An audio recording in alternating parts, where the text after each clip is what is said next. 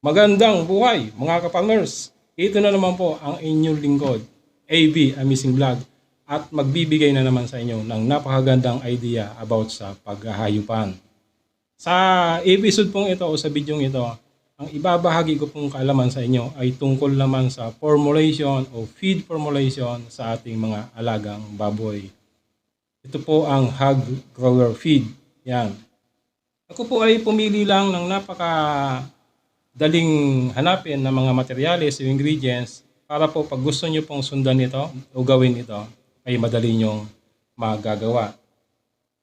Ang mga ingredients po natin ay corn flour, yan, kasaba root meal o yung laman ng kasaba, rice bran o darak, yung D1 po, yung pino po ito, BSFL o black soldier fly larvae, yan, moringa oleifera o malunggay leaf flower. Yan.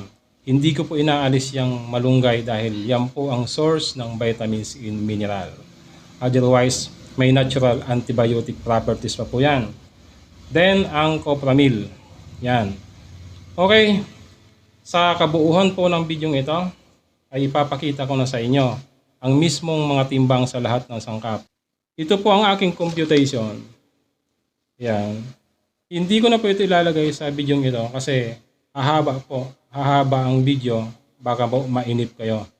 Kaya po, ang ibibigay ko po sa inyo ay ang mismong mga timbang sa lahat ng sangkap na ating gagamitin, uulitin ko, sa ating feed formulation sa ating mga alagang baboy o hog grower feeds. Kung nagustuhan niyo po ang video ito, pa-share naman po ito para po makita din ito ng inyong mga kaibigan. At pag gusto nilang mag-formulate din ng ganitong feeds, ay matulungan natin sila. Maraming salamat po.